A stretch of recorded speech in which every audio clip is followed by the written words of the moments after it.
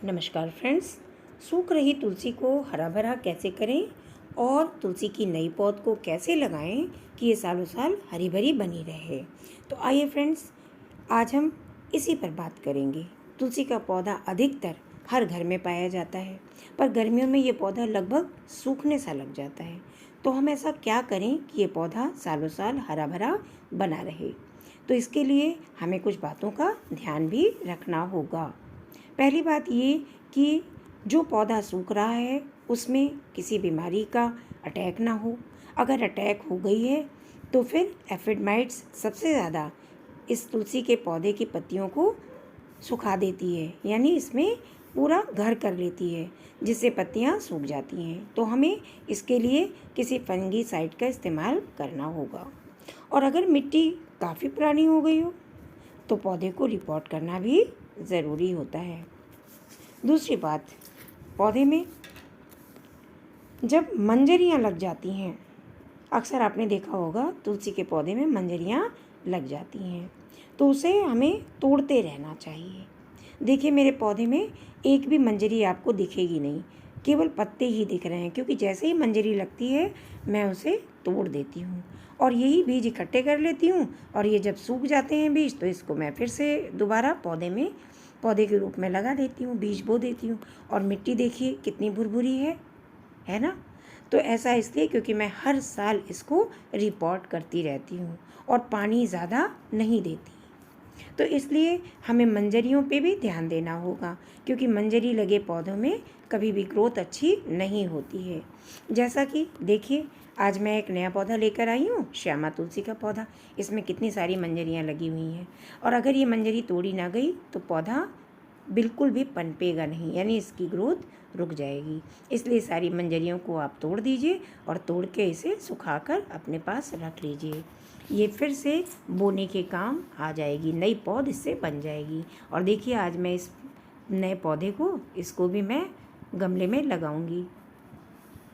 तो इसके लिए भी मैंने पॉटिंग मिक्स तैयार कर ली है।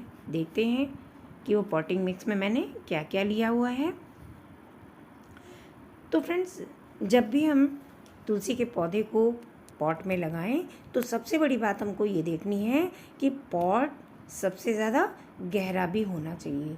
कम से कम 10 से 12 इंच का ही पॉट होना भी चाहिए, क्योंकि अगर छोटा पॉट होता है तो उसमें क्या होती है कि तुलसी पूरा ग्रोथ नहीं कर पाती। देखिए, मैंने इसके लिए जो पॉट ली है ये 10 इंच का पॉट है, और देखिए इसमें मैंने मिट्टी भर ली है, पूरी भुरभुरी मिट्टी है और पूरी गार्डन सॉइल है। तो ये मैंने 50% गार्डन सॉइल ले ली है।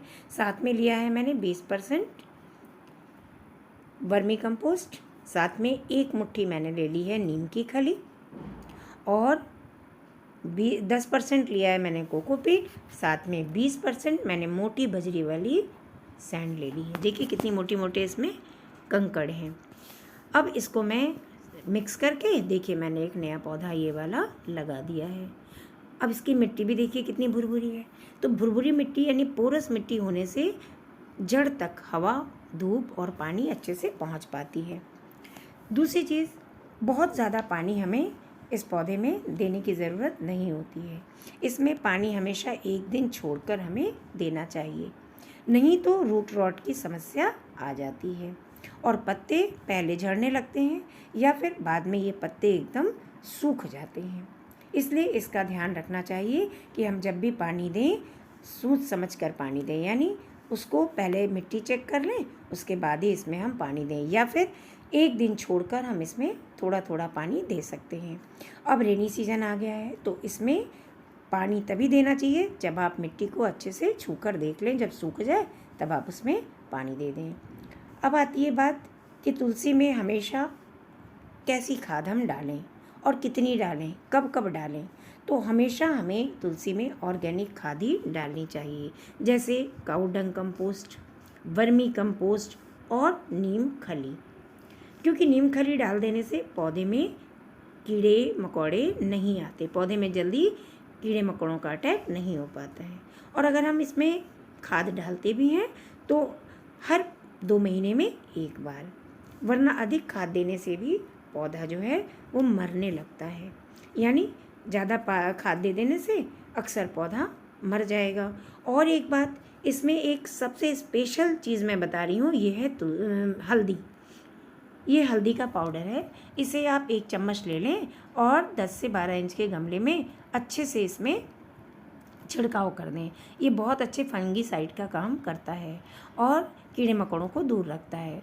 और जो बचे उसे हम पौधे की पत्तियों पे भी छिड़का देंगे, जिससे इसकी स्प्रे कर देने से पत्तियां हमेशा हरी भरी बनी रहेंगी। देखिए, ऊपर से डाल देने से क्या होता है कि जो भी अगर कीड़े मकोड़े होंगे भी तो वो भी इस हल्दी के चलते नष्ट हो जाते हैं। तो इसलिए हल्दी भी एक बहुत अच्छा होममेड फंगीसाइड है। साथ में अब हम ये भी बात करेंगे कि इसके लिए अगर हम फंगीसाइड लेते हैं बाज़ार से ख़रीदते हैं तो वो कौन सी ख़रीदें। तो इसके लिए सबसे अच्छा फंगीसाइड है ट्राइकोडर्मा या फिर नीम ऑयल। सबसे अच्छा तो नीम ऑयल ही है। इसको आप 1 चम्मच 1 लीटर पानी में घोल लें और उसके बाद हर पौधे की हर पत्तियों पे इसका छिड़काव कर दें और साथ में इसके मिट्टी में भी थोड़ी सी फंगीसाइड डाल दें। वैसे तो ये हल्दी कंप्लीट फंगीसाइड का काम करती है और पौधे की पत्तियों में नई जान ले आती है, यानी पत्तियों को भी अच्छी ग्रोथ इसमें हो जाती है।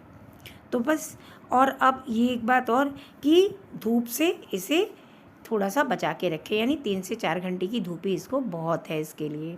ज़्यादा धूप देने से पौधे की पत्ती सूखती जाएगी और पौधा मर जाएगा। यही हाल सर्दियों में होता है। सर्दियों में भी हमें इस तुलसी के पौधे को बचा के रखना चाहिए, क्योंकि अगर हम इसे बचाएंगे नहीं तो पाला पड़ जाएगा, ओस पड़ेगी और तुलसी मर जाएगी, एकदम गल जाएगी। तो इसलिए सर्दियों में हमें तुलसी पर एक प्लास्टिक का कवर या फिर कपड़ा उड़ा देना चाहिए। इस तरह से अगर हम केयर करेंगे अपनी तुलसी के पौधे की तो हमारी तुलसी हमेशा सालों साल हरी भरी बनी रहेगी। तो फ्रेंड्स, बस आज के लिए इतना ही काफ़ी है। तो अगर वीडियो थोड़ी भी अच्छी लगी हो तो एक लाइक तो बनता है। अब मिलती हूँ नेक्स्ट वीडियो में दूसरे टॉपिक के साथ। तब तक के लिए बाय।